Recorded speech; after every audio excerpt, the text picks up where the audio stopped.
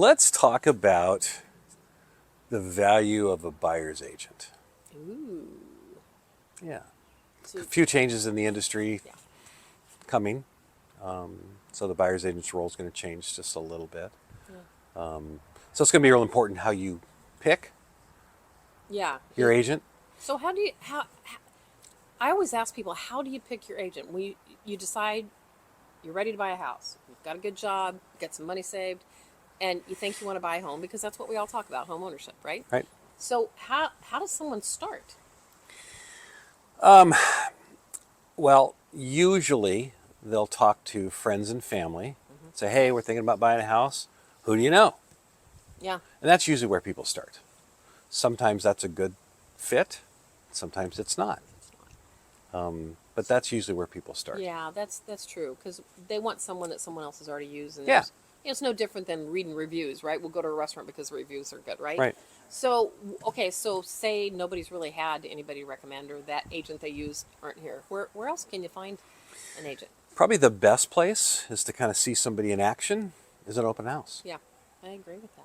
Yeah, because you can see them in their element and how they handle people. Yeah, and what they know. Yeah, And I think as you, I know I'm yeah. Now you're now gonna I'm swat waving the at bugs. bugs. As you talk to people, you have to be able to build a trust with somebody, and you have to like Yeah. them. And usually, when we meet people in or out of real estate, it doesn't really matter. You get a pretty good sense of somebody in a Hmm. pretty small period of time. Yeah, because I've walked into open houses and they don't know that I'm a realtor, Right. and they're sitting there and they've got the game on, but they're sitting on the couch. It's okay Or to they're have sitting there on their phone, yeah, yeah, it's okay to have a big game on. We all get that, right? But not sitting there watching it. no, but interact with the people walking Right. in about it, right? Not just sit there and watch it. Oh yeah, that's happened. But yeah, that's a good place.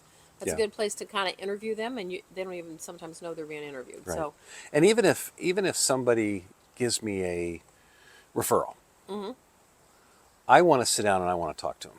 so do you think that's key to begin with, no matter what? I do. I think it's good for the agent because sometimes, although the client's interviewing us, sometimes we're interviewing them as well. There's a lot of truth to that too, because it's got to be a connection.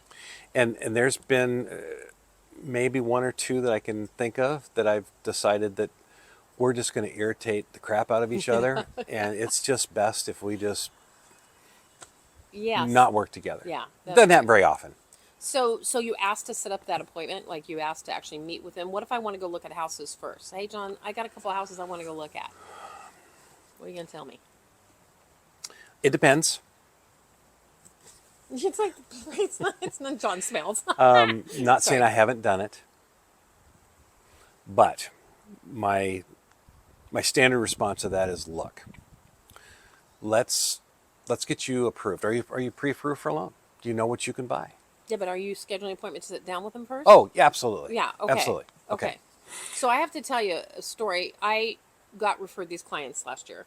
And so I talked to them a little bit over the phone, and they wanted to go out and look at houses. And I said, do you guys have some time to come in and us sit down and kind of see where you are, your wants, your needs? Like, so you guys get to know me. Because I said, if you don't care for me, then there's no reason for us to look at the houses Sure. because you're not going to want to work with me, right? So I kind of put that on me, right? And so they came in, they sat down, talked. We closed their house last month. But they said, do you know, we've talked to several agents and not one agent asked to meet with us? That should be your first sign. Absolutely. Yeah. So to me, that's super important. He's on the right page with that. So we got an appointment. We're going to sit down. Some people have bought a house. Some people 2 years ago, 10 years ago, 20, and some have bought nothing. So I'm sitting down with you. What are you going to talk to me about? First of all, we got to talk about pre-approval. We got to talk about what you have or haven't done as far as talking to a lender, Okay. because we need to know where you're at. I tell a story all the time. Is one of when I was new in the business, I didn't do that. Took this elderly couple out. They were just retiring. Made a lot of money. Were well qualified. Had supposedly great credit scores, and they did. We waited. Bug in my ear. We waited until we found a home because we could, Yeah. and then I sent them to the lender. So I'm over at the office right. So they're not approved yet. Not at all. approved yet. This is in 2012. And we're assuming because they're older that they're fine. Well, yeah, we had talked at great length about them, and they Okay, knew their okay. credit scores, and Okay. so it's not always about credit scores, right? No, you're right. You're right. And so I'm sitting at the office, and I wrote the offer, and I sent them over to the lender. The lender was meeting with them, and an hour goes by, and that's usually about enough time, Yeah. right? 2 hours go by. I go, Uh-oh. what's going on? Uh-oh. So I call the lender, and he says, well, we have a problem. So We there's never want to hear that, by the way. so their son, who was a doctor, Okay. had been out of school for 3 or 4 years Okay. and was paying on his student loans. Well, they had co-signed on those student loans, Right? and Just like his the son makes plenty of money, just a little bit. He was busy and he missed a payment. They couldn't qualify. Oh no. Yep, they couldn't qualify. So it took us 6 months. Now, had we gotten pre-approved before, I can't remember exactly if that mispayment was near enough to us finding the home, but we should have been pre-approved ahead of time. So 9 times out of 10, unless you're approved, we don't go out. And here's why. Let's say you want to buy a $500,000 house, and we go look at a $500,000 house, and you fall in love with it, and we can't write an offer, and the house is now sold. Right. So you've broke Now somebody's you're heart. pissed at me, and you should be. Yeah, because you should have never taken. I me should out have to never begin taken with, them so- out. Or it happens that you're not qualified for a $500,000 house. All you can afford is a $400,000 house. And once you've seen a $500,000 house, the chances of you liking a $400,000 house are slim and none. It's that champagne taste now on a beer budget, right? Correct. Like so. Correct. Okay, so but there's a delicate way to do it. It's not that we don't want to take people out. No, because not that's it the at fun all. part. Yeah, I love doing that. It's just that we don't want to disappoint you as a buyer, because it could be something that's like 6 months we could turn around and we can get you something, or maybe there's something you have to do, pay something off, whatever the case may be. Correct. But we really don't like to see disappointed faces. No. So yeah, that's kind of a big deal for us. So, okay, so do you have lenders? Like, I don't have anybody. Like, I've never had a mortgage before. So what happens at that point? Like, who do I go to? So I have a couple that I use and trust, which is another reason I want to meet with you. I want to see your personality a little bit. Right. Usually the 2 lenders I work with are opposites. Yeah. Some are warm and fuzzy, or some are just great lenders, but you don't get the warm and fuzzy from Yeah. them. So depending on who So you can try and match up the personality am. a little bit. I Okay. am. Okay. then I'll ask if it's okay for them to contact you and when. Yep. What's a good time, right? What's a good time? Most all the application stuff is done online, so it's Yeah. simply an app, Yeah. and then you upload documents. It's secure, but that's usually how we start, because it's a little bit more difficult to have the client reach out to them. You know, again, it's reaching out to somebody you don't know. Yeah. Yeah, that's true. I'd much rather do an introduction to somebody I know and trust. Say, hey, I've got this couple who wants to buy a house, and they need to talk to a lender. Would you reach out to them and start that process? And that Okay. usually works much better. Yeah, and then they'll call. So do you follow up? Like, are you okay? So you're giving me to a lender. I'm kind of just giving a scenario here. You give me to a lender, and then what happens? Where do you fit into this picture? Okay. So I'll call the lender and say, hey, I just got permission from my new clients. They want to talk to you.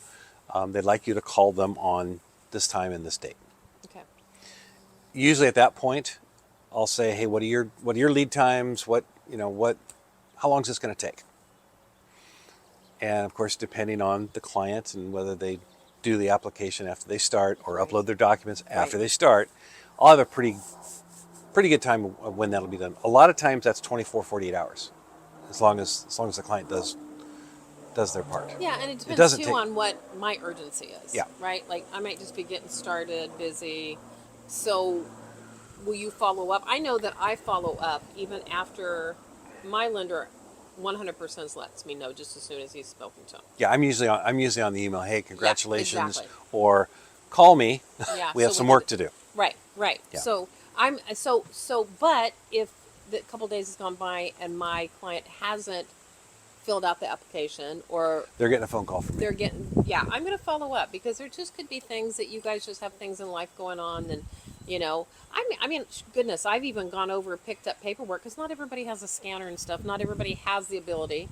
And as an agent, and this is what we talk about, the value of, I'll go over their house, I'll pick the stuff up, and I'll take it for them, right? They can put it in a sealed envelope. I'm not going to look at anything personal. Yeah. There's just some things we don't need to know. No. There are some things we do, but No. If you want to tell me, that's fine. And if you don't, that's fine too. Yeah. Because that lending side is extremely important, because we get out there and we start showing houses, and we literally can't write up an offer, literally, because the other side will not present it, even though it does say 3 days. Okay, I'll just say that in the contract. But they really won't. No. They'll call us back and they'll say, well, where's the approval? Or and there's a lot of times that they require that pre-approval before they'll let you in the house. oh my goodness, yes. Yeah. So it's super, super important, to make sure you're with a reputable. Local. Yeah. Local. Although I've worked with some out of the area and they've been good. It's not been that, but it's, we're kind of a big town, but a small town mentality. Yep. Everybody kind of knows everybody. So you kind of want to work with people that, we've known, that's been in the business for a while, their reputation. And that's the biggest thing, Yeah. is if they're local, you're not their only piece of business. Yeah. Hopefully. But if they do a really bad job, not only are we never going to use them again, or every realtor that we talk to, or every client we talk to, or all the people our clients talk to, so they have a vested interest in this market to do a great job. Right. And that seems to be the difference. I've had some real good luck with some out-of-town lenders. Yeah, me too. I've been. But it's harder to get your offer accepted when you do that as well. Yeah, it really is. So let's go. So we want to. So what we give to our clients is, one, it's time. Okay, we work full time. Both of us work full time in our industry. I don't know how you do this not full time. I just don't. There's a lot of people that only do it part time, No, but you cannot hone in on your trade, or know your trade, or be good at your trade, or an expert, if you're not doing it full time. No, I can't, I just can't fathom how that No, that is. No, and so we want to give you guys time. We want to give you value. Okay, we want you to know that we care about this, because this is a huge, huge step in your life. It's I'm sure at the time of purchasing whatever house they're purchasing, it's the biggest purchase of their life. Yeah, and I mean, who doesn't want to own something, right? Like, Yeah. I mean, everybody does. So we want to make sure that we're there. We don't want to hover. I used that word earlier today. We don't want to hover, but we want to be there, and you guys know that we are there to help in whatever. Even if you think it's a crazy question or a crazy concern, we're there to make sure that we help make your life less stressful while you're going through this process, and kind of fun. Our most successful clients are the ones that are most informed. Absolutely. Absolutely. They don't tend to have buyer's remorse. They're strong when they make decisions, and they're going to have to make decisions. It's decisions we can't make for them. Yeah, we'd like to. Like, we can sit back and go, we know what you're probably supposed to do, but, Right. You got to figure that out. Yeah. But we're there at the loan process. We're going to make sure that you're taken care of in that aspect. And I think next one, we're going to talk about, now we've met with you. You've talked to us a little bit. We've got to know you. We got you with a good lender. Now the fun begins. Let's go find that house. Yeah, let's go have a good time, right? Yeah. So let's that- talk about that next week. That sounds great to me. All right. As always, like and subscribe. And if you know someone who would like this content, please share it with them. And we will talk to you next week. Bye, guys. He just wants to look at himself. Oh, whatever. Look Stop. at you all posed up here. All right. What's up? What's going on today, John? It's a Friday. Yay! Another day that ends in Y. Yeah, well, yeah. Yeah, but what does that mean for us? Nothing, right? Nothing. Nothing. Another day that ends in Y. Yeah.